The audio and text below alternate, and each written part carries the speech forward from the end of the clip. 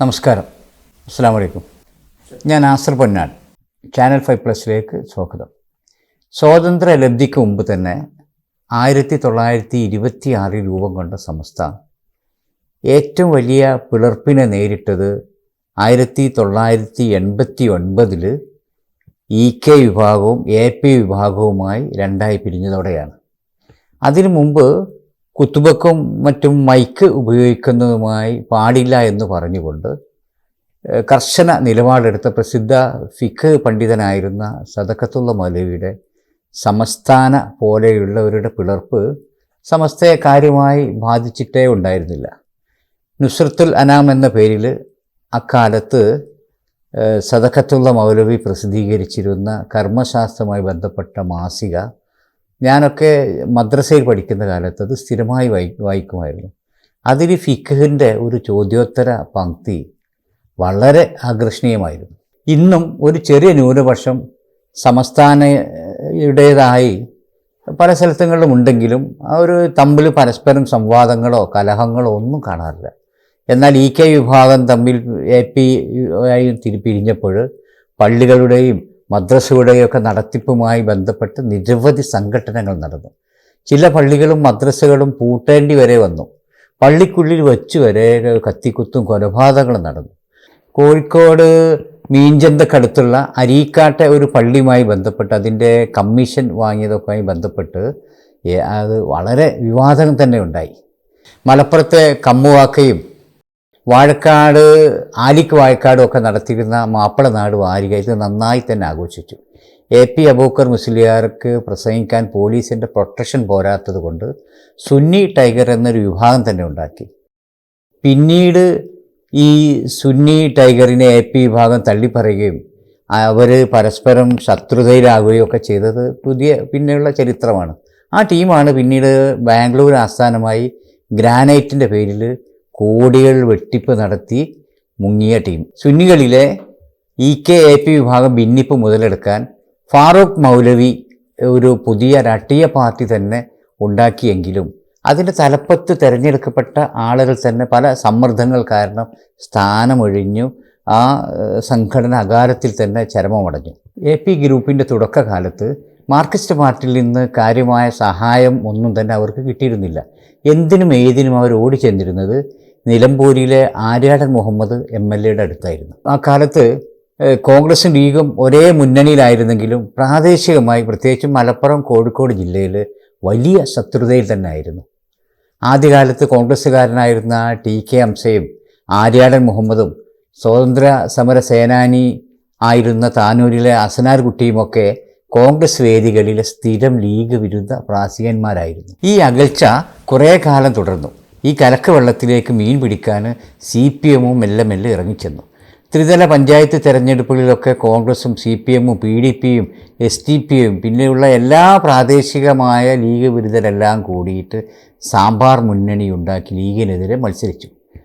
ചില ലീഗിൻ്റെ ശക്തി കേന്ദ്രങ്ങളിൽ വരെ വിള്ളലുണ്ടാക്കാൻ ഈ സാമ്പാർ മുന്നണിക്ക് ത്രിതല പഞ്ചായത്തുകൾ കഴിഞ്ഞിട്ടുമുണ്ട്. പതിയെ കോൺഗ്രസിൻ്റെയും മുസ്ലിം ലീഗിൻ്റെയും സംസ്ഥാന നേതാക്കൾ ഇടപെട്ട് ഈ വഴക്കുകൾ അവസാനിപ്പിക്കുകയും സംസ്ഥാന ജില്ലാ നേതൃത്വങ്ങളുടെ മേൽനോട്ടത്തിൽ തന്നെ പഞ്ചായത്ത് തലങ്ങളിൽ വരെ ത്രിതല പഞ്ചായത്തുകളിൽ സീറ്റ് വിഭജനം നടത്തുകയും മറ്റും ചെയ്ത് ഐക്യജനാധിപത്യ മുന്നണി കൂടുതൽ കെട്ടുറപ്പുള്ളതായി മാറി. ഇതോടെ AP ഗ്രൂപ്പ് മെല്ലെ മെല്ലെ CPMുമായി കൂടുതൽ അടുത്തു. ഹജ്ജ് കമ്മിറ്റി മറ്റ് സ്ഥാനങ്ങളും കൊടിവെച്ച കാറുകളൊക്കെ കാണിച്ച് CPM അവരെ കൂടെ ഉറപ്പിച്ചു നിർത്തി. ഇതുമൂലം പല വാർഡുകളിലും കോൺഗ്രസിൻ്റെ സ്ഥാനാർത്ഥികൾ വരെ പരാജയപ്പെടുകയും ചെയ്തതോടെ എന്നും കോൺഗ്രസ്സുകാരായ വലിയൊരു വിഭാഗം AP ഗ്രൂപ്പിലെ ആളുകൾ AP ഗ്രൂപ്പിൽ ഉണ്ടെങ്കിലും തിരഞ്ഞെടുപ്പുകളിൽ കോൺഗ്രസിനും ഐക്യജനാധിപത്യ മുന്നണിക്കും വോട്ട് ചെയ്യാൻ തുടങ്ങി. അറിയപ്പെടുന്ന കോൺഗ്രസിൻ്റെ AP ഗ്രൂപ്പുകാരായ ആളുകൾക്ക് മുസ്ലിം ലീഗുകാരും തീവ്ര EK ഗ്രൂപ്പുകാരായ മുസ്ലിം ലീഗിൻ്റെ സ്ഥാനാർത്ഥികൾക്ക് AP ഗ്രൂപ്പുകാരുമൊക്കെ വോട്ട് ചെയ്യാൻ തുടങ്ങി. അവർ തമ്മിലുള്ള അകൽച്ച മഞ്ഞുരുകി. ഇവിടെയാണ് മാർക്സിസ്റ്റ് പാർട്ടി പുതിയ തന്ത്രങ്ങൾക്ക് കളമൊരുക്കുന്നത്. മാർക്സിസ്റ്റ് പാർട്ടി എത്ര കിണഞ്ഞ് ശ്രമിച്ചിട്ടും മലബാറിൽ മുസ്ലിം ലീഗിൻ്റെ അടിത്തറ തകർക്കാൻ അവർക്ക് ഇതുവരെ കഴിഞ്ഞിട്ടില്ല. അതിന് വലിയൊരു കാരണം മുസ്ലിം ലീഗിൻ്റെ രാഷ്ട്രീയ സ്രോതസ്സായ EK വിഭാഗം സുന്നികൾ തന്നെയാണ്. ഇതിലൊരു വിള്ളലുണ്ടാക്കിയെങ്കിൽ മാത്രമേ CPMന് കാര്യമായി മലബാറിൽ വേരോട്ടം ലഭിക്കുകയുള്ളൂ എന്ന വിലയിരുത്തലിൻ്റെ അതിൽ നിന്ന് ഉടലെടുത്തതാണ് പൊന്നാനിയിൽ പഴയ ലീഗ് EK വിഭാഗം നേതാവായിരുന്ന ഹംസയെ പാർട്ടി ചിഹ്നത്തിൽ മത്സരിപ്പിച്ചത്. ഈ തീരുമാനം ഏറെ ഞെട്ടിച്ചത് ഇക്കാലം അത്രയും CPMന് അകമഴിഞ്ഞ പിന്തുണ നൽകിയിരുന്ന AP വിഭാഗത്തെയാണ്. CPMൻ്റെ അവസരവാദ നിലപാടിനെതിരെയുള്ള AP വിഭാഗത്തിൻ്റെ പ്രതിഷേധം കൂടിയാണ് പൊന്നാനിയിലെയും മലപ്പുറത്തെയും മുസ്ലിം ലീഗിൻ്റെ ചരിത്രപരമായ വിജയത്തിന് പിന്നിൽ. ഹജ്ജ് കമ്മിറ്റി ചെയർമാൻ സ്ഥാനവും മറ്റും പിണറായി ഗവൺമെൻറ് വാരിക്കോരി കൊടുത്തെങ്കിലും കോൺഗ്രസ്സിലുണ്ടായിരുന്നത് പോലെ ഇവർക്ക് എപ്പോഴും ഓടിച്ചെല്ലാൻ പറ്റുന്ന ഒരു നേതാവ് പ്രത്യേകിച്ച് മലപ്പുറത്തിന് CPMന് ഇല്ലാതെ പോയി. AP ഗ്രൂപ്പിൻ്റെ മനസാക്ഷി സൂക്ഷിപ്പുകാരനായ PTA റഹീമിന് വേണ്ടത്ര ഗഡ്സോ CPMന് അദ്ദേഹത്തെ 100% വിശ്വാസമോ ഇല്ല. മലപ്പുറം ജില്ലയിൽ CPMന് ഒരു ജനകീയ നേതൃത്വം തന്നെ ഇല്ല. ശതകോടീശ്വരന്മാരും പഴയകാല CPM വിരോധികളെയും ഒക്കെ പണം വാങ്ങി മത്സരിപ്പിച്ച് പാർട്ടിക്ക് വേണ്ടി കഠിനാധ്വാനം ചെയ്ത യഥാർത്ഥ മാർക്സിസ്റ്റ് പാർട്ടിക്കാരന് അടിയും കുത്തും തെറിയുമല്ലാതെ യാതൊന്നും ലഭിക്കാത്ത അവസ്ഥയാണ് മലപ്പുറത്ത്. പഴയകാല സിമിക്കാരനായ EMSും AKGയുമുള്ള സ്വർഗം മതി എനിക്ക് എന്ന് പറഞ്ഞ KT ജലീലിനെ ആണെങ്കിൽ AP ഗ്രൂപ്പുകാർക്ക് അത്ര സ്വീകാര്യവുമല്ല. ഇന്ത്യയുടെ മോചനം ഇസ്ലാമിലൂടെ എന്ന വിവാദ മുദ്രാവാക്യവുമായി ഇറങ്ങി പുറപ്പെട്ട സിമിയുടെ നേതാവായിരുന്ന KT ജലീൽ സിമിയുടെ ഭാവി തന്നെ അസ്തമിച്ചതും PSMO കോളേജിൽ ഒഴിവ് വരുന്ന ലക്ഷ്യസ്ഥാനം ലഭിക്കാനും നല്ലത് മുസ്ലിം ലീഗാണെന്ന് മനസ്സിലാക്കി. പിന്നീട് അവിടുന്ന് അങ്ങോട്ട് മുസ്ലിം ലീഗിൻ്റെ വേദിയിലെ സ്ഥിരം CPM വിരുദ്ധ പ്രാസംഗികനായി മാറി KT ജലീൽ. ഖുർആനും ഹദീസുമൊക്കെ ഓതി ഒരു മുസ്ലിമിന് ഒരിക്കലും മാർക്സിസ്റ്റ് പാർട്ടി ആകാൻ പറ്റില്ലെന്ന് ലീഗ് വേദികളിൽ അതിസമർത്ഥമായി ജലീൽ അവതരിപ്പിച്ചു. അങ്ങനെ MK മുനീറിൻ്റെ സഹഭാരവാഹിയായി യൂത്ത് ലീഗിൻ്റെ സംസ്ഥാന ഭാരവാഹിത്വം ലഭിച്ചു. യൂത്ത് ലീഗ് നല്ല രീതിയിൽ നടത്തിക്കൊണ്ടിരുന്ന തൂലിക മാസികക്ക് ചരമക്കുറിപ്പ് എഴുതിയത് ഒഴിച്ചാൽ കാര്യമായ പ്രവർത്തനമൊന്നും തന്നെ ജലീൽ യൂത്ത് ലീഗിൽ കാഴ്ചവെച്ചില്ല. മാത്രമല്ല ലീഗിൻ്റെ പതിവിന് വിപരീതമായി കൊരമ്പേൽ അഹമ്മദ് ഹാജി ആയിരുന്നു ജലീലിൻ്റെ ഗോഡ് ഫാദർ. അഹമ്മദ് ഹാജിയുടെ മരണവും കുഞ്ഞാലിക്കുട്ടി അനിഷ്ടവും കാരണം ചില അസ്വാരസ്യങ്ങൾ ജലീലും കുഞ്ഞാലിക്കുട്ടിയും തമ്മിൽ ഉടലെടുത്തു. വളാഞ്ചേരിയിൽ മലപ്പുറത്തെയും പ്രമുഖ ലീഗ് നേതാക്കൾ കുഞ്ഞാലിക്കുട്ടിയുമായി ജലീലിന് പിണക്കം മാറ്റാൻ ശ്രമിച്ചെങ്കിലും കുഞ്ഞാലിക്കുട്ടി വഴങ്ങിയില്ല എന്നാണ് അറിഞ്ഞത്. പിന്നീട് അങ്ങോട്ട് കുറ്റിപ്പുറത്ത് കുഞ്ഞാലിക്കുട്ടിയെ തോൽപ്പിക്കുകയും MLA ആകുകയും പിണറായിയോടൊപ്പം മുഴുവൻ സമയ ജാഥാംഗമായി മാറി മന്ത്രിയായി ഇപ്പോൾ ഒന്നുമല്ലാതായി നിൽക്കുന്നതുമാണ് ജലീലിൻ്റെ ചരിത്രം. മുസ്ലിം ലീഗിൻ്റെ സീറ്റ് പിടിച്ചടക്കാൻ KT ജലീലിന് കഴിഞ്ഞെങ്കിലും ലീഗിൽ മറ്റു ഭാഗങ്ങളിൽ ഒരു ചലനമുണ്ടാക്കാനോ ലീഗിൻ്റെ പ്രമുഖ ശക്തി കേന്ദ്രമായ സമസ്തയോട് അടുക്കാനോ ജലീലിന് ഇതുവരെ കഴിഞ്ഞില്ല. ജലീലിൻ്റെ കഴിഞ്ഞ കാല തീവ്ര വർഗീയതയും സിമി ബന്ധവുമൊക്കെ ചർച്ചയാക്കപ്പെട്ടപ്പോൾ രാജാവിനേക്കാളും വലിയ രാജഭക്തി കാണിച്ച് പാർട്ടിയുടെ പ്രീതി പിടിച്ചു പറ്റാൻ ജലീൽ നടത്തിയ ഇസ്ലാമിക വിരുദ്ധ പ്രസംഗങ്ങളും ജലീലിന് ദോഷം ചെയ്തു.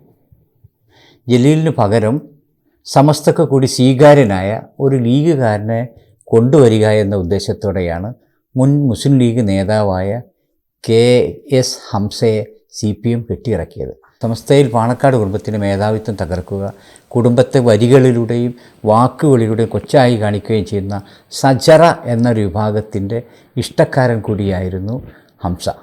വാഫി കോഴ്സുകൾക്കെതിരെ നടന്ന പ്രചരണവുമൊക്കെ ഇവർ മുൻകൂട്ടി ആസൂത്രണം ചെയ്തതാണ് എന്ന് നമ്മൾ സംശയിച്ചു പോവുകയാണ്. ഹമീദ് ഫൈസി അമ്പലക്കടവ്, സത്താർ പന്തല്ലൂർ, മുസ്തഫ മുണ്ടമ്പാറ, മോയിൻകുട്ടി മാസ്റ്റർ എന്നിവരാണ് പരസ്യമായി സജറയുടെ ഭാഗത്ത് രംഗത്തുള്ളതെങ്കിലും സമസ്തക്കുള്ളിൽ വലിയൊരു വിഭാഗം പരസ്യമായി തന്നെ രംഗത്ത് വരാതെ ഇവരെ പിന്തുണച്ചുകൊണ്ടിരിക്കുന്നു. എന്നാൽ പ്രാദേശികമായി ഉണ്ടാകുന്ന ഒറ്റപ്പെടലും എതിർപ്പുകളും പലരും മാളത്തിൽ തന്നെ തല താഴ്ത്തി ഇരിപ്പായിരുന്നു ഇതുവരെ. എന്നാൽ CPMൻ്റെ പിന്തുണ കൂടി ലഭിച്ചതോടെ ഇവർ പ്രാദേശിക തലത്തിൽ ഒന്നുകൂടെ സജീവമാകുകയും സമാന്തര യോഗങ്ങളും വാട്സപ്പ് കൂട്ടായ്മകളും മാത്രമല്ല സമസ്തയുടെ കീഴിൽ മുസ്ലിം ലീഗ് നേതാക്കൾ ഭാരവാഹികളായി തുടരുന്ന ചില യത്തീംഖാനകളും അറബി കോളേജുകളും മറ്റും ഇവർ കൈവശപ്പെടുത്തുകയും ചെയ്തു. വിളയിലെ യത്തീംഖാന ഇതിനൊരു ഉദാഹരണം മാത്രമാണ്. ഇങ്ങനെ തുടർന്നാൽ നാളെ പണ്ട് EK-AP വിഭാഗങ്ങൾ തമ്മിൽ ഉണ്ടായതിനേക്കാൾ വലിയ സംഘർഷമായിരിക്കും ഈ രണ്ട് വിഭാഗങ്ങൾ തമ്മിലുണ്ടാവുക. ഇപ്പോൾ തന്നെ സുപ്രഭാതം അടക്കമുള്ള സമസ്തയുടെ മാധ്യമങ്ങളും സമസ്തയിലെ പ്രധാന സ്ഥാനങ്ങളുമൊക്കെ ഷജറയുടെ ആളുകളുടെ കൈവശമാണ്. എ പി ഗ്രൂപ്പിനെ പോലെ സ്ഥാപനങ്ങളും സ്വത്തുക്കളും മക്കളും മരുമക്കളുടെ ഒക്കെ പേരിൽ മുൻകൂട്ടി എഴുതി വച്ചിട്ടില്ലാത്തത് കൊണ്ട് ഇതിനൊക്കെയുള്ള അവകാശവാദവുമായി കൂടുതൽ പ്രശ്നങ്ങൾ ഉടലെടുക്കും. CPM ഉദ്ദേശിക്കുന്നതും അത് തന്നെയാണ്.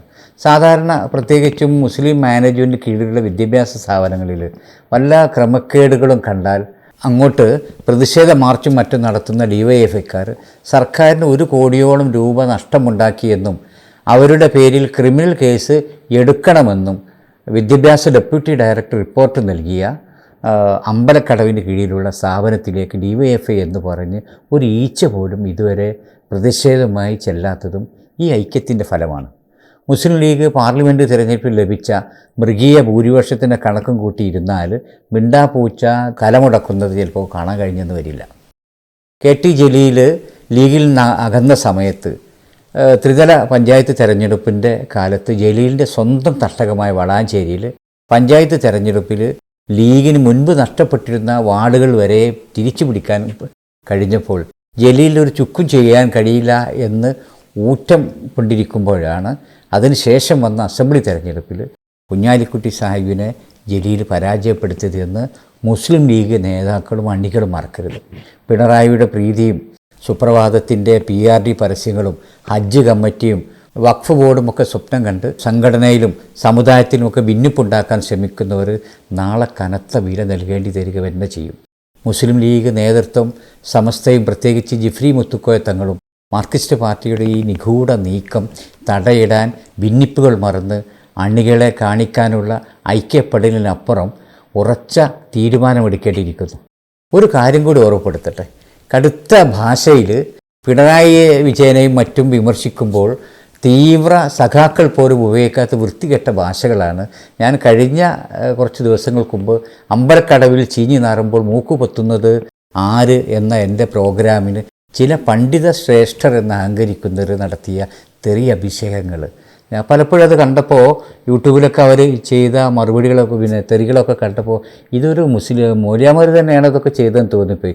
എന്തെന്നെ ആയാലും അതിൽ ആ തെറി അഭിഷേകത്തിനേക്കാളും ഒട്ടും കുറയാത്ത രീതിയിലുള്ള തെറികൾ ആ വിഭാഗത്തിൻ്റെ ഭാഗത്തുനിന്ന് ഉണ്ടാകുമെന്ന പ്രതീക്ഷയോടെ ഞാൻ നിർത്തുന്നു.